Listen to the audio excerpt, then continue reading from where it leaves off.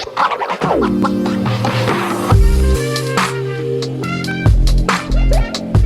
there, welcome back to my channel. My name is Brittney Bundles, and today's video I'm going to be going over tips for starting a business with a partner. I actually was inspired to create this video based on an email that I got, and the email is just asking, hey, I've watched some videos in regards to your stance on working with business partners, but if I do decide to go ahead and work with a business partner, start a business with someone else, do you have any tips that can help me be the most successful? And I actually do have tips.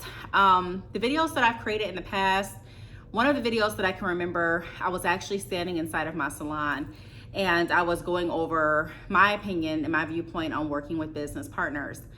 I'm not a business mentor or coach that will tell you you have to do this in order to be successful.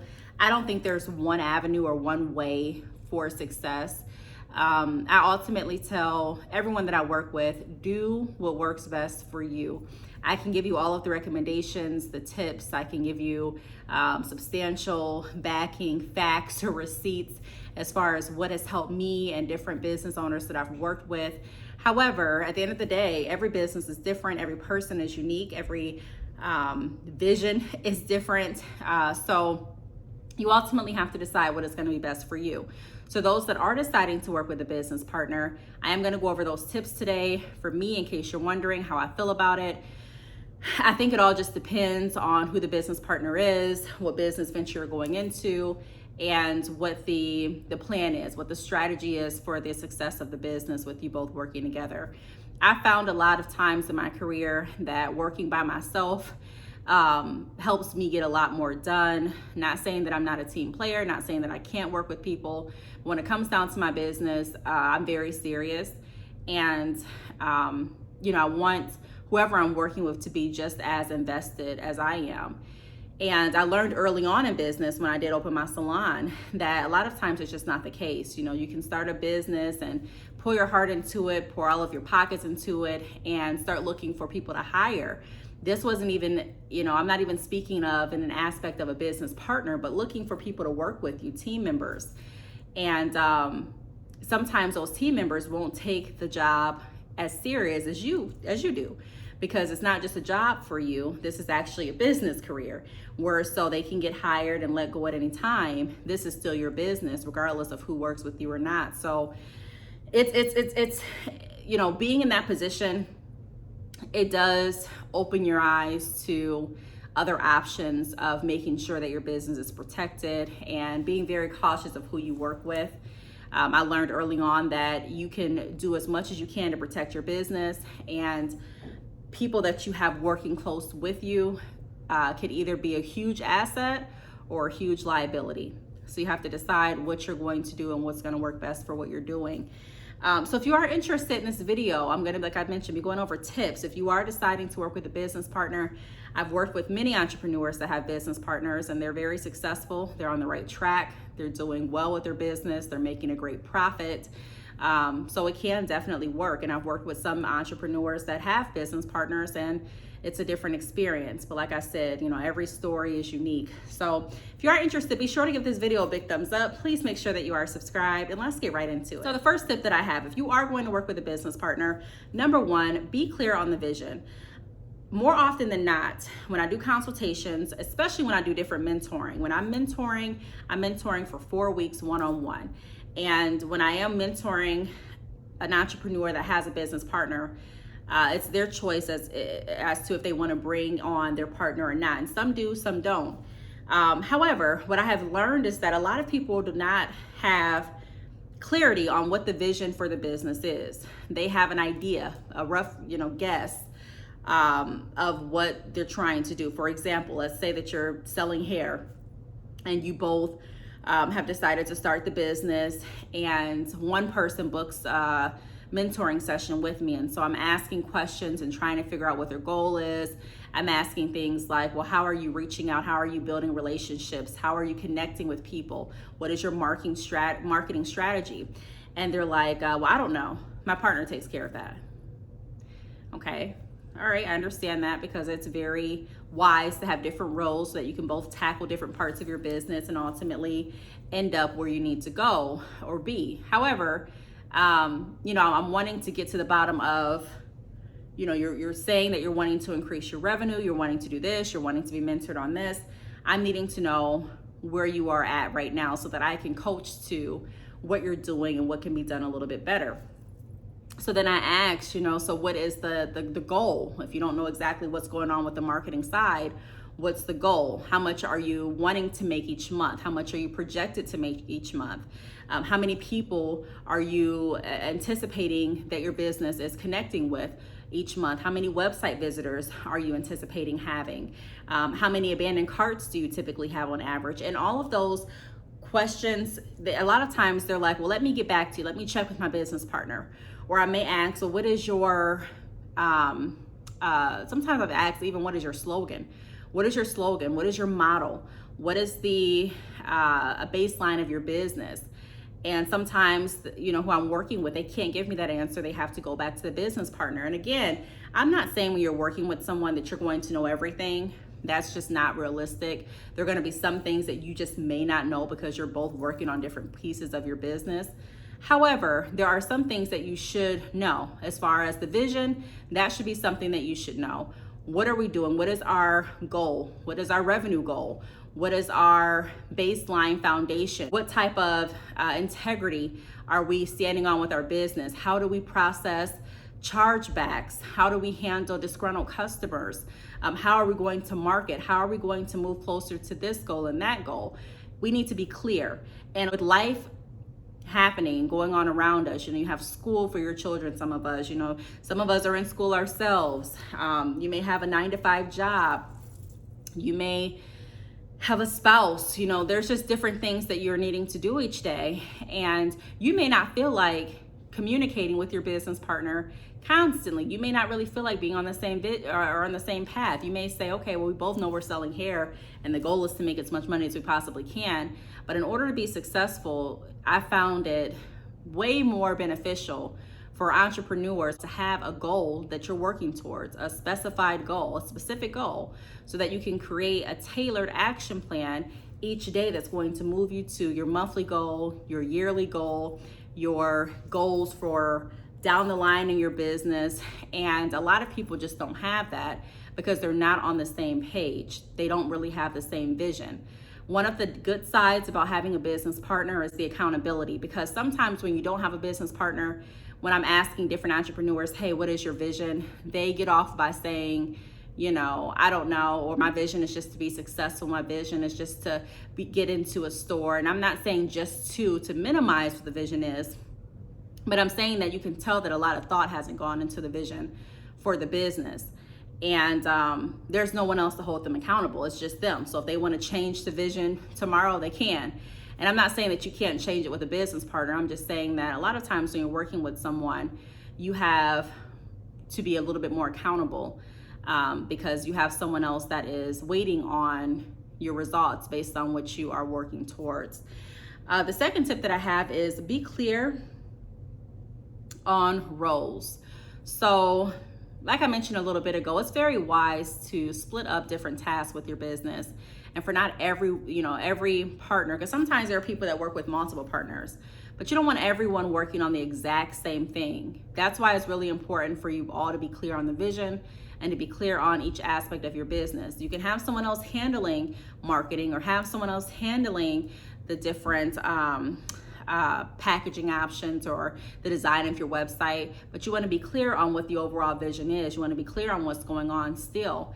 And you also want to be clear of who has what roles. So if my responsibility is to make sure that we have all of the inventory in, the inventory is priced, it's put into our computer, and also making sure that all the abandoned carts are responded to, I'm wanting to stick on top of those tasks, but I'm also wanting to make sure that I understand what my partner's responsibilities are as well. Theirs may be to reach out and connect with everyone in the DMs. Theirs may be to make sure that the social media pages are updated.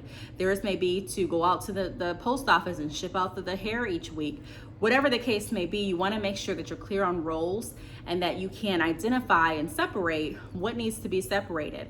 A lot of times I see business owners complaining, fussing, and fighting about, well, they get to do this and you know, they've been doing this for the longest and they handle the money, and I don't know what really comes in the business.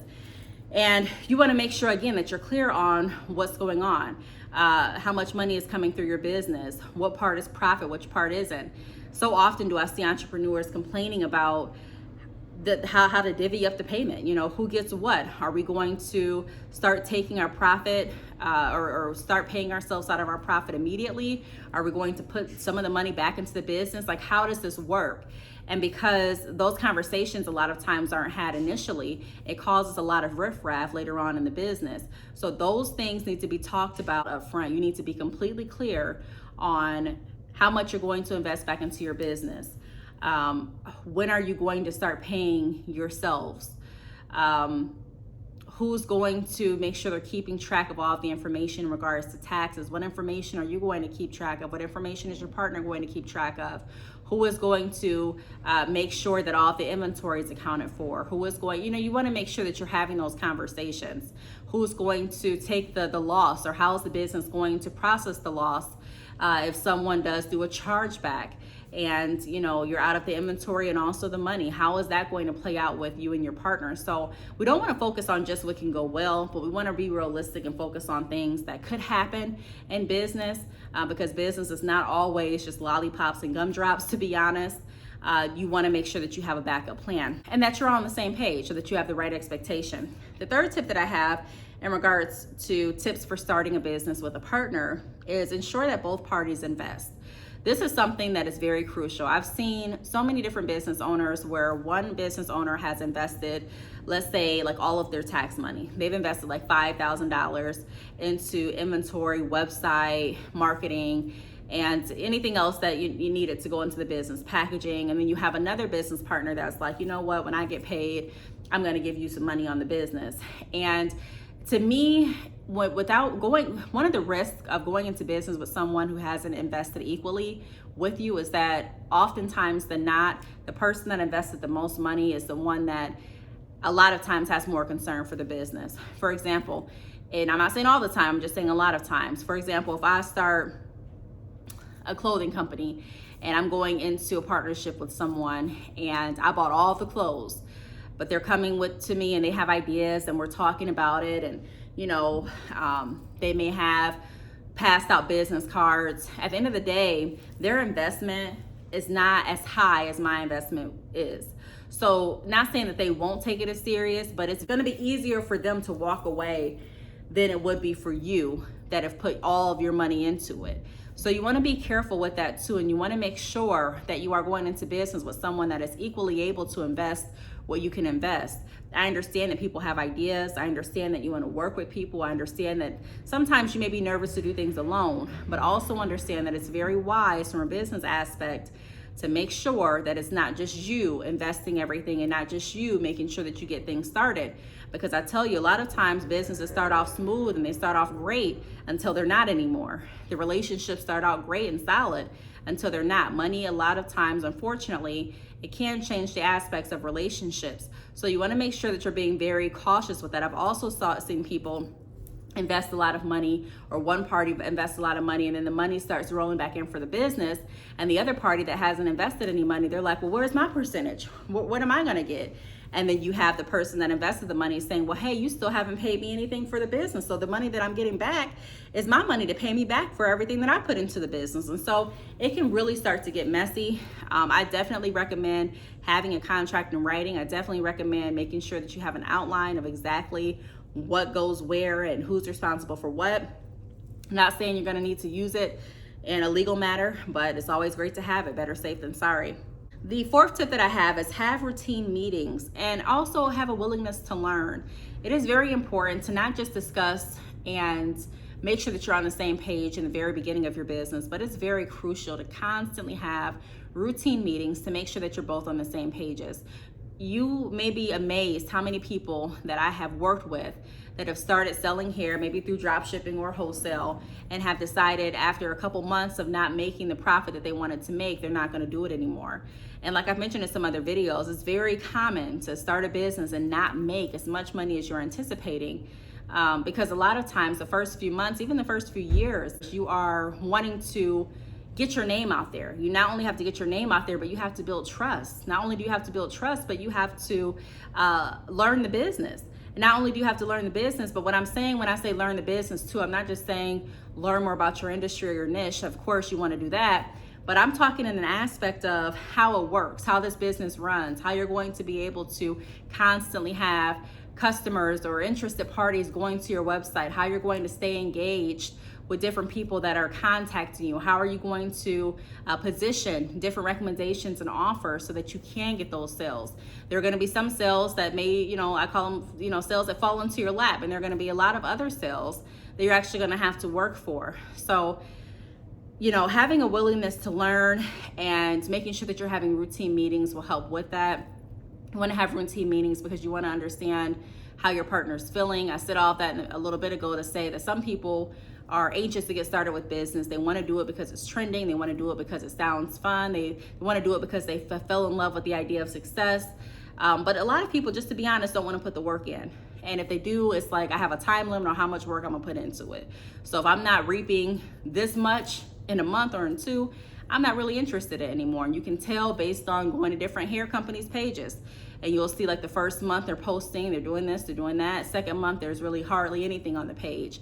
And then eventually you see that the business just, the website after another month is not in service anymore. The phone number doesn't work. And, that business just doesn't exist anymore. So you want to make sure that you're having routine meetings to make sure that you're both on the same page, or that you're all on the same page if it's more than one person that you're partnering with, to make sure that everyone's still interested, to make sure that everyone's still hungry for success, and also to make sure that everyone has the same idea of where the business is at and where it needs to go. And then also having a willingness to learn, instead of wanting that one person to constantly learn and wanting that one person to do everything that they can do to make sure that the business is successful. You want to make sure that it's equal. Everyone is learning as much as they can. People are taking initiative on their own to learn more about the industry. I sell hair extensions, but I don't know everything about hair extensions. I've been in the hair industry for years, since 2013. I've owned my own salon. I've worked with different stylists. I have wrote an ebook. I've been on YouTube for some years. I've had a hair business for some years. But still, with all of that, there's still more that I can learn. And so I have to take it upon myself to constantly research and to constantly sprucing up on information in regards to my industry. And if I'm working with someone, then I'm expecting the same as well. Now, we don't have to have the same styles. You don't have to, if reading is not your thing, if listening to podcasts is more so how you learn, or if watching a YouTube video is more so how you learn, okay, cool. But the point is, we're both actively learning. We're willing to advance ourselves, and in return, it's going to make a big impact on our business in a positive way. The last tip that I have in regards to tips for starting a business with a partner is to have open and honest communication. This is something that is very key. There are a lot of businesses that are suffering right now because people have decided to go into business with a family member or friend, and they don't want to offend the person. They're like, look, she just watched my kids last night. She hasn't really invested anything in the business or done any work for the business, but I'm not going to bring it up because I need her to watch my kids next weekend. Or I'm not going to bring it up because I know that she's going through a tough time. Or I'm not going to bring it up because I know that he just crashed his car. So I know he's thinking about a lot of different things. And although we want to be compassionate, I'm not saying, just disregard what people are going through in their personal life.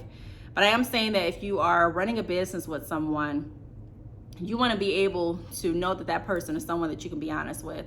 And you can say something like, hey, I understand what you're going through, or look, I have no idea what you're going through, but I only can empathize and sympathize with how you're feeling.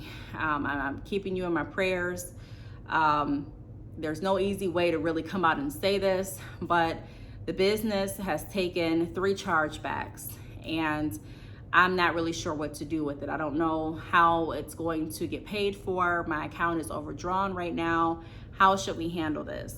Different things like that. If you are working with someone and you know that you can't be honest with them, if you're working with someone and you know that if something negative comes up and you're wanting to settle it with your business, this is the kind of person that's going to get easily offended. This is the kind of person that's not going to want to talk to you ever again.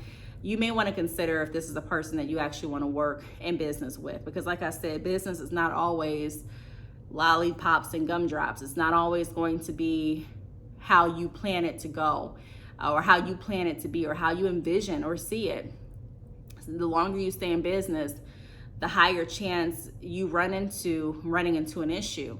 And like I say to a lot of people, you know, the task with being an entrepreneur is not avoiding all issues. Of course, you want to avoid problems, you know, it's common sense. But the bigger task, in my opinion, is understanding that there will be issues and being able to be a great problem solver for your business. How can I find a solution? What will I do if this happens? And kind of having those actions pre-planned and those strategies pre-planned, so that when something happens, we're not all just at a standstill waiting to come up with an idea as to how to move forward. Now, sometimes there are going to be some things that catch you off guard, and there have been some things that I haven't even thought of that happened in my business, and I did still have to problem solve on the spot. So there may be some things like that still, but if you're working with a partner, that's a benefit, or it should be a benefit, where you can actually lean on someone else's advice or lean on someone else's perspective. You don't have to just rely on what you think. You now have someone that you can communicate with, but that's why it's important to have someone that you can be honest with, because as we all know, different people have different reactions to certain things. And it could already be hard enough to run a business without having to tiptoe around your business partner and not be able to freely express how you feel. Now, of course, you want to do it with respect and integrity, but you should be able to express to whoever you're working with how you feel and be honest doing so. And if you can't, like I said, I would definitely reconsider before the business expands, before the business starts even making money. I would definitely consider who I'm working with. So those are tips that I have in regards to working with a business partner. Can working with a business partner help your business grow? Of course it can. I've seen multiple businesses where that has been the case. Can it also stunt your business? Yes, it can as well. So it's really important that you are very clear and that you are very calculated as to who you bring into any ventures with you, any partnerships, because you want to make sure that you are working and surrounding yourself with people that care, that have integrity, and that are going to put in as much work as you're willing to do as well. So I really hope that this video helped. If you have any questions, feel free to leave them down below. I do want to thank you all for watching, and I will see you all in the next video. Bye.